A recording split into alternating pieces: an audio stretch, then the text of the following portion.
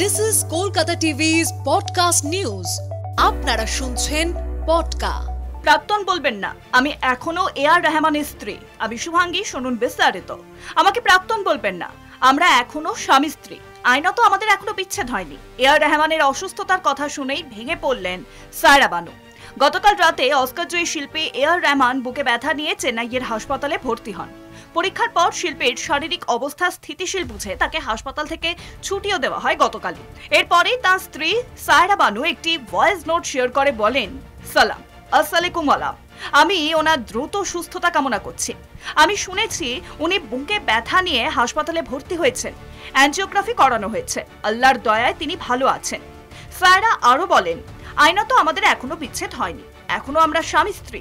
আমরা আলাদা থাকি কারণ গত 2 বছর ধরে আমার শরীর ভালো ছিল না এবং আমি তাকে খুব বেশি চাপ দিতে চাইনি। কিন্তু আমাকে দয়া করে প্রাক্তন স্ত্রী বলবেন না কেউ। এটা ঠিক যে আমরা আলাদা হয়ে গেছি, কিন্তু আমার প্রার্থনা সব সময় তার সঙ্গে আছে। আমি সকলকে, বিশেষ করে তার পরিবারের কাছে একটি কথা বলতে চাই যে দয়া করে তাকে খুব বেশি চাপ দেবেন না এবং তার যত্ন নিন। ধন্যবাদ। আল্লাহ হাফিজ। উল্লেখ্য, রবিবার সকালে সংবাদ মাধ্যমের খবর আসে কিংবদন্তি সঙ্গীত শিল্পী এআর রহমান বুকে ব্যথা নিয়ে গতকাল রাতে চেন্নাইয়ের অ্যাপোলো হাসপাতালে ভর্তি হয়েছে। চিকিৎসকেরা পরীক্ষার পর জানিয়েছেন বিপদমুক্ত শিল্পী। রোজার কারণে শরীরে জলশূন্যতার কারণে তিনি অসুস্থ হয়ে পড়েছিলেন।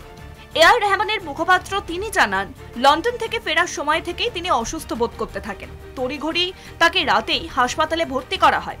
উল্লেখ্য, গত বছর এআর রহমানের আইনজীবী মারফত জানা যায় শিল্পী এবং তার স্ত্রী সায়রা বানুর সঙ্গে বিচ্ছেদের ফতে এগোচ্ছেন।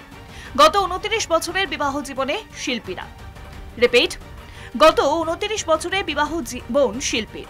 তাদের রয়েছে পুত্র এআর আমিন এবং 2 কন্যা খাতিজা রহমান এবং রাহিমা রহমান। শুনুন পডকা রাত দিন 7 দিন।